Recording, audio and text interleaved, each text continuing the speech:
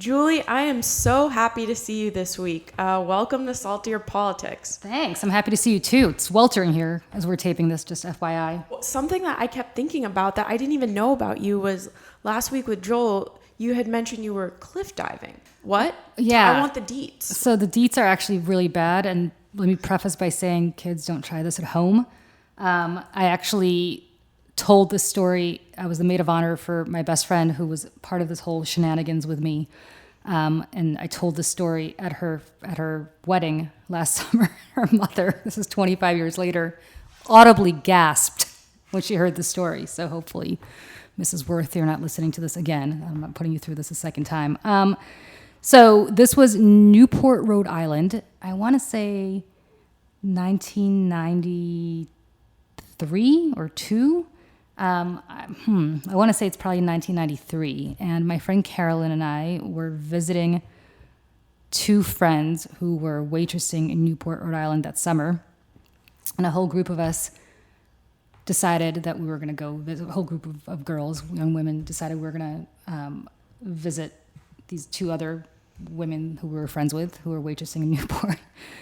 But one of those friends was friends with, I think it was the Columbia University crew team. So a bunch of them came up to Newport as well. And those guys decided that they were going to go cliff diving or cliff jumping. There's a place, I want to say it's called Mile High Cliff or some horribly scary name. But it's this cliff overlooking the Atlantic Ocean in Newport, Rhode Island. And this guy, Tom, whose last name will remain nameless in case he has to be embarrassed by the story, who my friend Carolyn immediately developed this massive crush on. And Tom, he and his guy friends decided they were going to go jump off this very high cliff. And Carolyn said to me, come on, we got to do it. We got to do it with them. And I go, what are you talking about? And she goes, we have to do it. I'm really into this guy. I want to impress him. And I was like an idiot. I was like, sure, okay. Meanwhile, what was I getting out of this? Nothing. So we jump feet first off this cliff. And it was so dumb because literally a millimeter here, a millimeter there, we would have been crushed against the rocks or just splattered or paralyzed or God knows what could have happened. But we did it twice. And the scariest part was actually not the jump. The scariest part was the fact that, obviously, laws of physics, the higher you jump, the harder you fall. And going into the ocean and then trying to get back to the surface was really terrifying because it took forever and I thought my lungs were going to explode. Well, being an idiot, did it again. The first time you're like, oh, my lungs, that was horrible. How long did it take you to be like, I'm going to do this one again? Well, immediately, because Karen's like, come on, we got to do it again. The guys are doing it again. Anyway, long story short, or long story made even longer, Carolyn ends up dating this guy for a decade. They literally dated from their 20s into their 30s. And they're no longer together. But the point is, she got something out of this, and I just got a good story. I got a good story to tell. But kids, do not try this at home. This is the kind of stuff, by the way, that as a mother keeps you up at night because you realize like your idiot kids will do this too. Oh, yeah. And but for the grace of God, go all children, I guess. So I just cross my fingers and hope that mine is not going to jump in a really bad place. And anyway, I hope he never grows up to listen to this podcast because I really hope he never hears the story. But the reality is he's probably going to do the same dumb thing.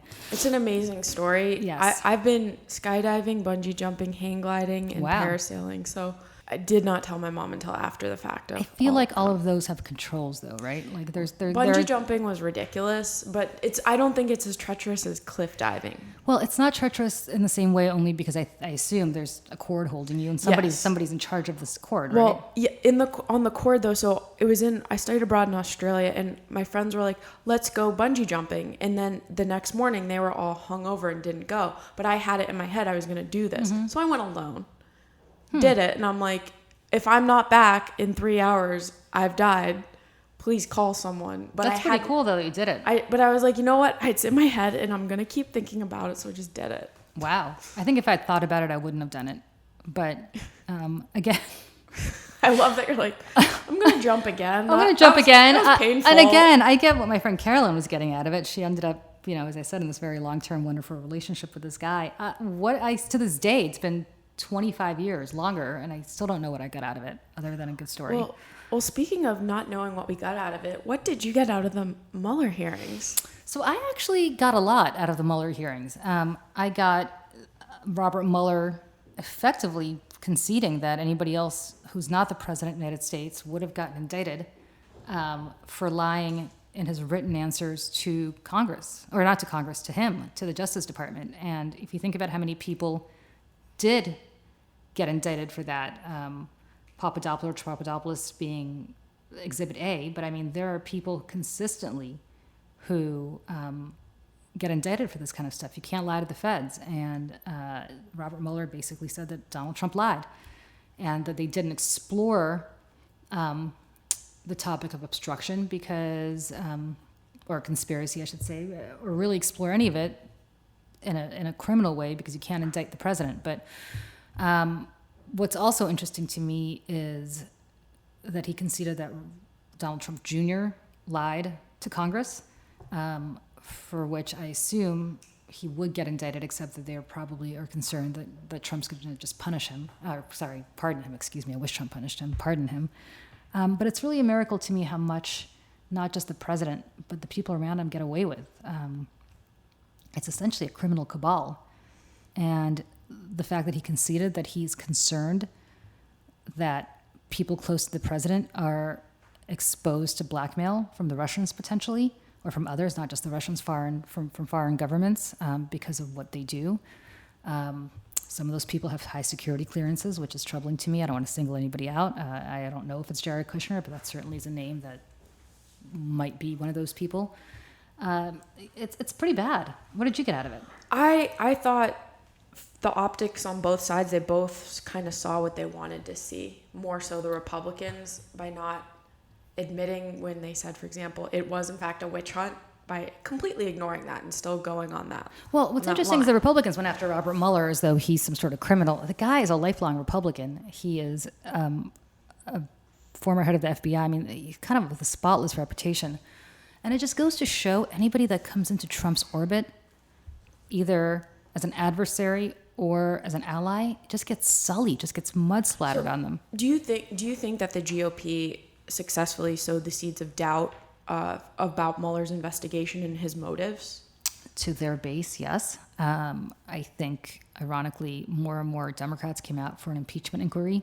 As you know, I was not so enthusiastic about an impeachment inquiry early on. I'm fully bought into it now because, to me, Mueller's report, and he all but said this in his testimony, again, reluctantly and against his will, but the implication was clear to me that this was an impeachment referral, that he's saying, I and the Justice Department cannot do anything about a sitting president. There's only one remedy for this, and that is you, Congress. Right. And Congress needs to do its job. If this is not impeachable, what is impeachable? He said that Donald Trump and his allies sought help from the Russians, welcomed it.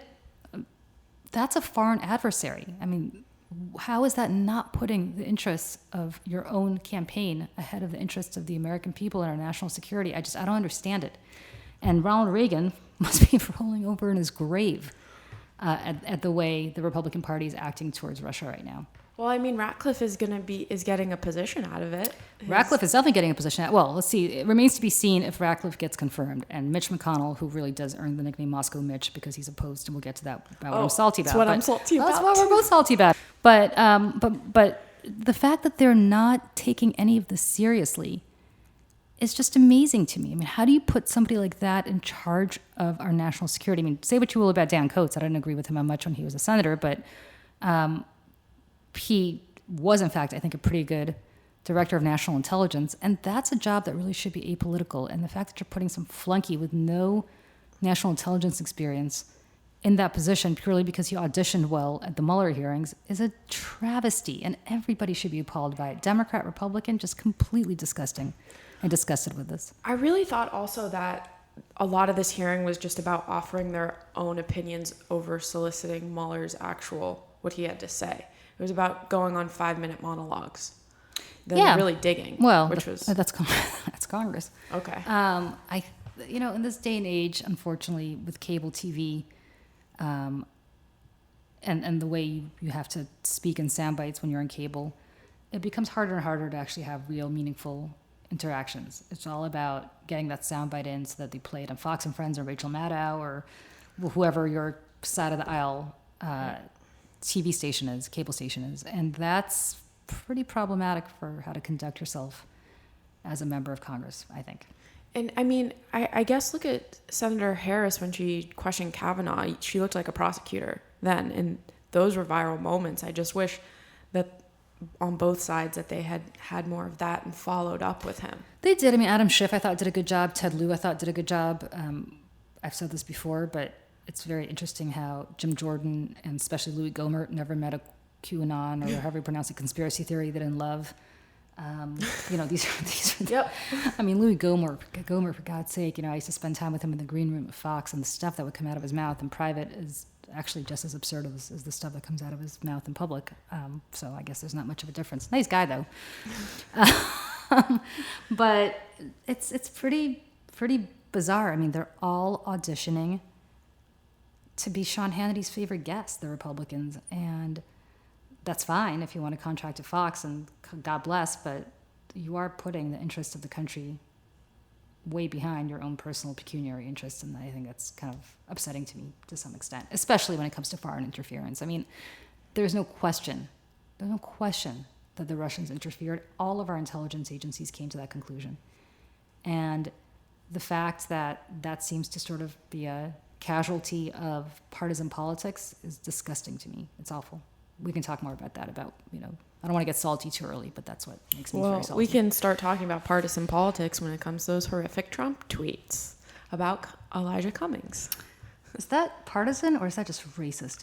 He's gone just full on racist. There's no other word for it. Racist. And then you've got, our esteemed White House Chief of Staff, Mr. Mulvaney. That was talking about how this were my congressional district, I'd be run out on a rail. Dude, your congressional district had a pretty high poverty level, pretty much close to Elijah Cummings. I would like to note that Ben Carson lives in the district that Trump said no one wanted to live in. Yeah, I would love to note that... We have not heard from Secretary Carson. No, we have not heard from Governor Hogan, as far as I know, the Republican governor of Maryland, who oversees this congressional district as the governor. And frankly, what are you doing, Donald Trump? You're the President of the United States. How about the buck stops with you, Harry Truman famously said. So does Trump not take any responsibility for what's going on in the country? And again, there are Republican districts that are just as awful when it comes to poverty. Let's take a walk down to the Deep South, because... Let's take a walk down to Kentucky, where Moscow Mitch is Senate, the senator. Everywhere. Rand Paul. Let's keep going. Let's talk about the fact that places like New York City, where I live and where you live, Emily, send more money back to those states because there is such poverty than we ever get back. We support those cities and the states. I'm pretty sure I've seen a homeless person take a dump in front of Trump Tower at least once. Yeah. Exactly. So let's talk. Exactly. So it's ridiculous. The only people that fall for it are the most base of Trump's base, but they love it because it makes them feel better about where they live. Right. Meanwhile, you've got places like West Virginia, where Trump won, places like Kentucky that are in abject poverty and not getting much better under this president. And the part that even offends me more is the reason he can go after places like Baltimore or go after places like Skid Row in LA and other cities like that is because the Electoral College has made it so that he doesn't have to care about Maryland or California because he's not going to win them anyway. He's not going after West Virginia. He's not going after Michigan. He's not going after Ohio. He's not going after even Minnesota to some extent because he is concerned about winning there. And he doesn't care about Maryland, and he certainly doesn't care about California because he's not going to win there, and he knows it. And that's yet another blessing of the Electoral College, that it's made it acceptable for the president to go after certain cities, i.e. Democratic areas, and not others. I just find it surprising that not one Republican can come out against this. No, of course not. I mean, are you still surprised by that? Because he's completely taken over this party. It's amazing. I mean, Tim Scott, senator from South Carolina. You know this is blatant racism. Where are you? And Will Hurd wouldn't even come out and say that it was blatantly. He tiptoed. And I'm not saying that the onus is on them because they're African Americans, but the reality is they know a dog whistle when they hear it because they've heard it about themselves for all these years from a lot of these people. And the fact that they're not calling it out is abysmal. Tim Scott's not a dumb man. Tim Scott, in fact, is a very smart man. And Tim Scott knows. I'm convinced knows what this is. I believe he was almost arrested by the Capitol Police in Congress because they thought he was trespassing. Yeah, of course. So yeah, he knows. And I mean, it's like, look, Donald Trump went after John Lewis the other day. John Lewis, who got beaten within an inch of his life during the Civil Rights Movement. I mean, literally an icon of the Civil Rights Movement. And yet here is the President of the United States going after him. Look, and then, of course, you notice he pivots to Al Sharpton, everybody's favorite boogeyman. And Al Sharpton certainly has his detractors in both the Democratic and the Republican parties. I'm not a humongous fan of Al Sharpton. But it's very nice to pivot to Al Sharpton. But how about Elijah Cummings, who, let us remember that the reason he was going after Elijah Cummings was not coincidental.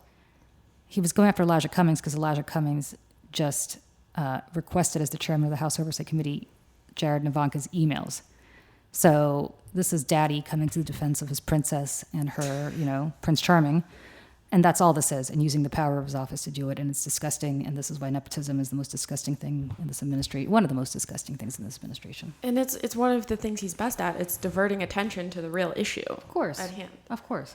Oh, he's so gross. I guess speaking of gross, let's get right into what we're salty about. I believe it's the same thing. Are you salty about Senate Majority Leader Mitch McConnell blocking 2 election bills designed to deter interference by Russian and other states? Well, yes, I am, Emily. Thanks for asking. Because I believe we're salty about the same thing. Wow. Well, I mean, I can go on about things I'm salty about in addition to that. I mean, we touched on this already, but Mitch McConnell is so gross. I mean, to me, Mitch McConnell is worse than Donald Trump because Mitch McConnell knows. Mitch McConnell absolutely knows what is right and what is wrong. But Mitch McConnell cares about one thing and one thing only. Mitch. Preserving himself and the Republican majority.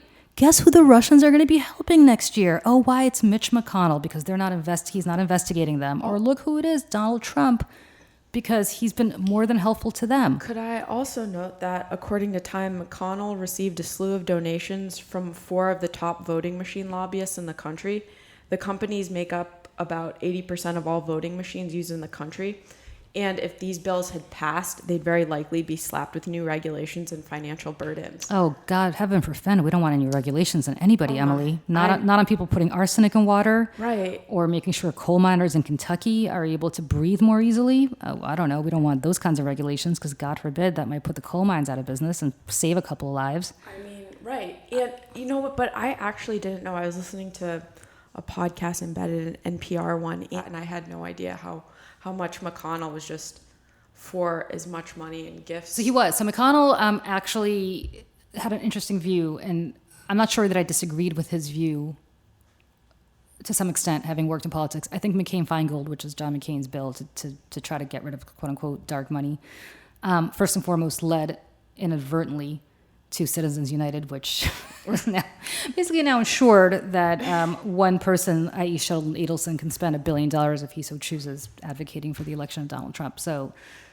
in some ways, it really backfired against the intent that both Senator McCain and Russ Feingold wanted. But Mitch McConnell's view was, you're not going to get money out of politics, so just disclose it all. And I don't necessarily disagree with that viewpoint. What I would love is transparency and disclosure. And unfortunately what Citizens United has done, we're going off on a massive tangent here, is precluded exposure. It's made sure that C4s and others are able to create, super PAC is not a legal term, but are able to create organizations that are able to mask their donors. Okay. So I could fund, if I had $1 billion, I could fund, the committee for, a better tomorrow. And you would never know who it is advocating against you and who's behind that money because it's not subject to disclosure. So I think disclosure is sunlight's the best disinfectant, and that's what you should do. But Mitch McConnell has consistently been against any kind of regulation on virtually anything, but any kind of regulation that would lead to more free and fair and open elections. Right. He votes for himself to, like you just said, maintain his own power and maintain. Yeah, he doesn't care. I mean, I don't think Mitch McConnell has any ideology. He's very much like Trump. I don't think Trump has any ideological underpinnings other than, angry Attleboro white man fury. But Right. aside from that, I don't think he necessarily, this guy was pro-choice before he was pro-life. He was a Democrat before he was a Republican. It's not like he's had some come-to-Jesus moment. He just realized what he could do to get elected and did it. Mitch McConnell is more nefarious than that because Mitch McConnell, unlike Trump, actually knows how to use the levers of power to prevent all sorts of things from happening. I mean, Mitch McConnell unilaterally decided that a president in his fourth year of office doesn't get to nominate a Supreme Court justice. Well, why? I mean, I don't know. Why is that? And then, sure enough, God forbid, if a Supreme Court justice died next year, I guarantee you Mitch McConnell is going to bring it up for a vote before the presidential election. He's basically said he would.